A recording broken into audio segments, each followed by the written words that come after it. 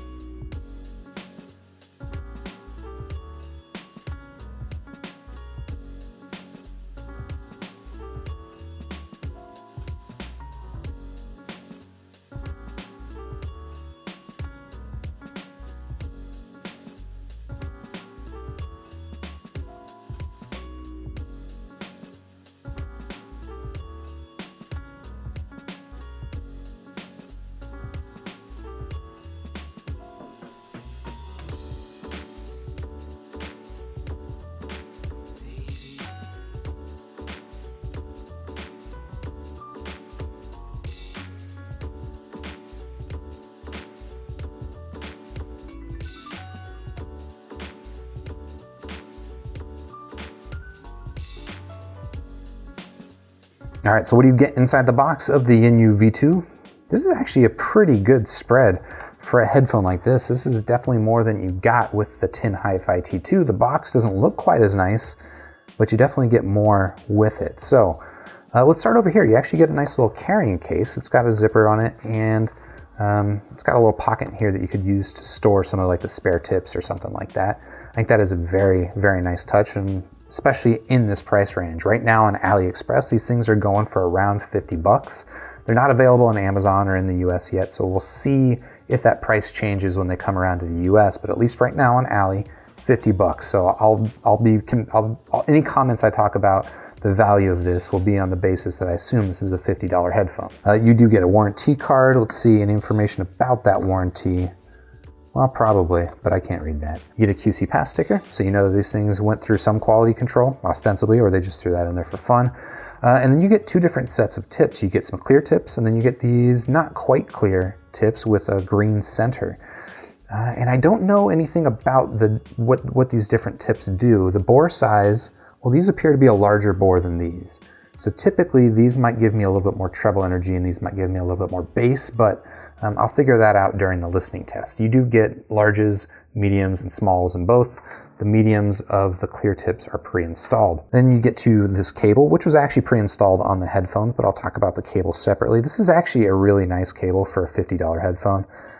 This has got some, decent drape to it. It's not a heavy cable. It doesn't have like a lot of weight to it, but generally I would say this is, I think, a step above the cable you got with the 10 T2s. This is definitely better than the cable you would get with KZ headphones, I would say. And then we get up to the buds, and yeah, as expected, these things look quite a bit like the 10 T2s. I would say on initial impression, they look smaller than the 10 T2s, and in fact, I think these are quite a bit lighter. And then you can tell by the way that the logo is printed on these things that these things are made to be worn, or they're designed assuming that the wearer is going to wear it over ear like this. But you can also wear it, hanging down, depending on your personal preferences. I'll probably try it both ways, and I'll let you know what do I think. But yeah, that is the what did I just say? That is the Yinyoo V2. I'm gonna go ahead and bring in my Walkman, give these things a listening test, put them up against my reference library of music, of course some Michael Jackson, of course some De La Soul, whatever else I'm listening to right now. And I'll come back and I'll let you know, what do I think of the sound?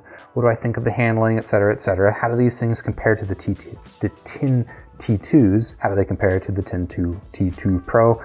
I'm getting really mixed up right now, but I have high hopes for this headphone.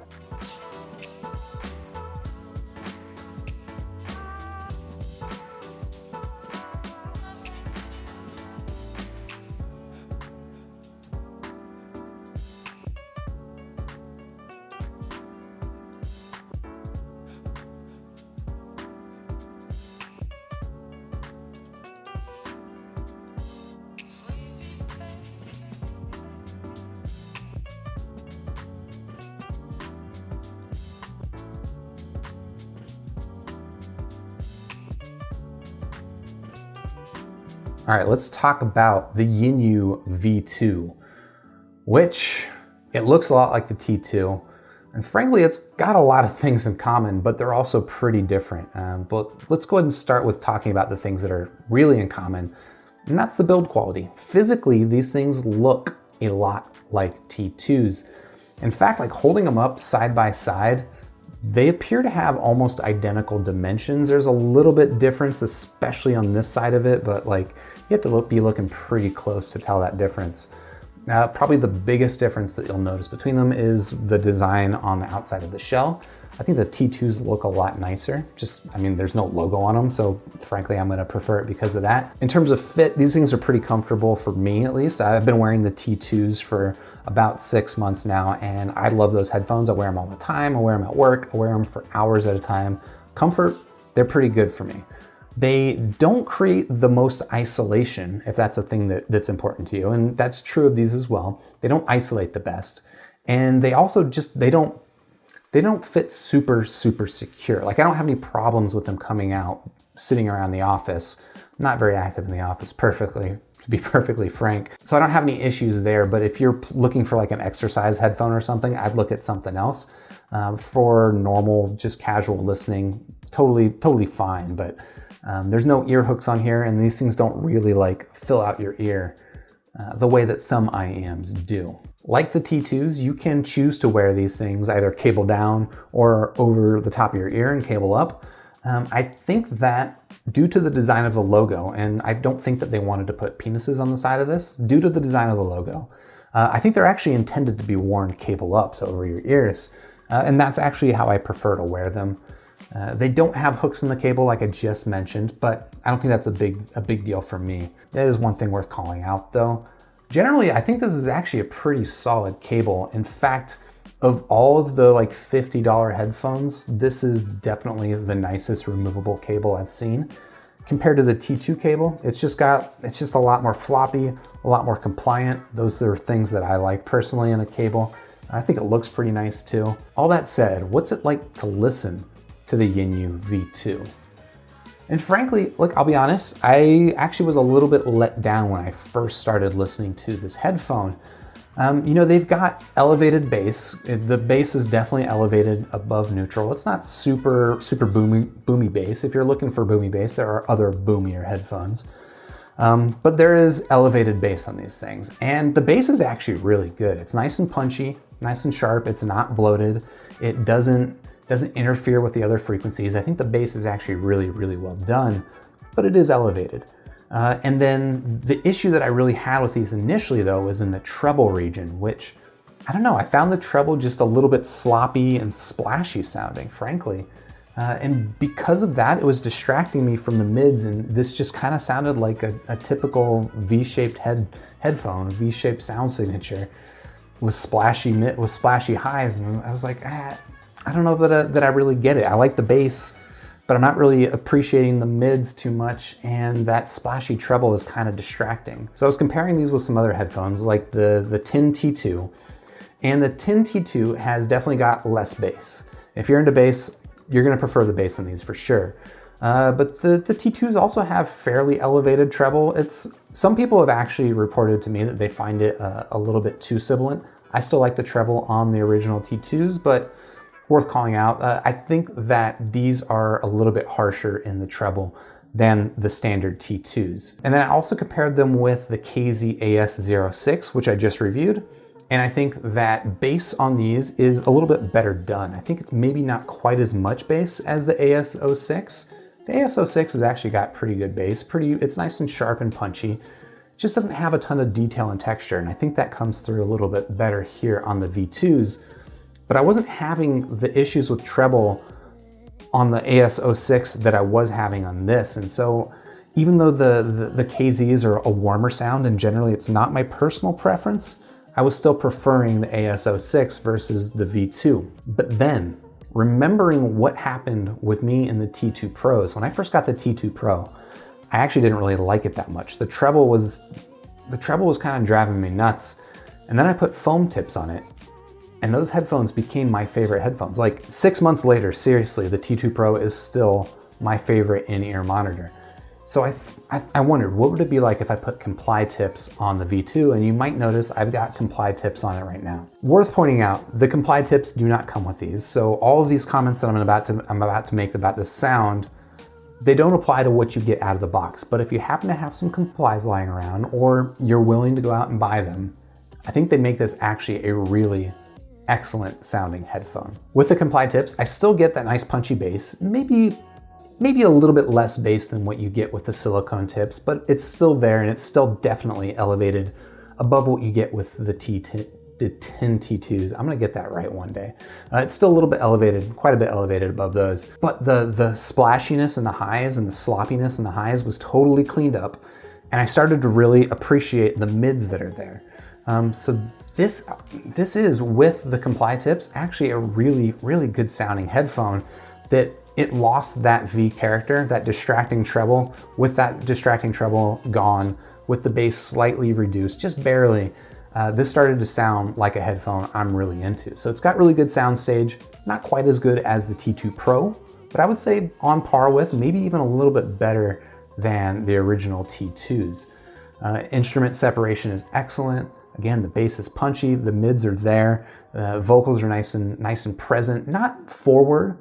I like my vocals a little bit more forward, and that's why I still prefer the T2 Pro for my personal tastes, but the vocals are there. And if I had any complaint though, frankly, it would be with the vocals. And just that compared to some other headphones, you know, the T2s, also even versus the AS06, to some degree, the vocals in this sound a little bit hollow. And I think looking at frequency graphs, if I were to guess what it is, it's just that a lot of headphones will have sort of an uptick in the frequency response right in like the upper upper mid-range, right? Sort of, where vocals get really powerful. There's a lot of headphones have an uptick there that these don't. These are pretty flat if you look at a frequency response graph. So I'm guessing that flatness is leading to a somewhat thin, unengaging vocal presentation that I could hold against it, but frankly, because the rest of it is so good, I still really like this headphone. So if I had to score the Yinyoo V2 out of 5 stars, I'd give it a solid 4 stars out of 5. And if these things came with comply tips, if you've got your own comply tips, I'd give these a solid 5 stars out of 5. But as is, I would give it a solid 4 stars out of 5. I think that the sound is really good. It's got a nice, the bass is seriously really good because it's a strong, very present bass without being overwhelming, in my opinion. So it's got that really going for it. The highs, again, that splashiness, I found really distracting, and it let these down a little bit for me, but throwing on these comply tips totally solved it for me. And it made this a headphone I really like. Again, the cable build quality, excellent. Love the case, love the package. For 50 bucks, pretty decent headphone. If you're interested in checking out the Yinyoo V2, of course, I got links in the description down below. While you're down there, you can hit the like button for the video. If you liked it, you can subscribe to the channel, and then I'll see you in the next super review.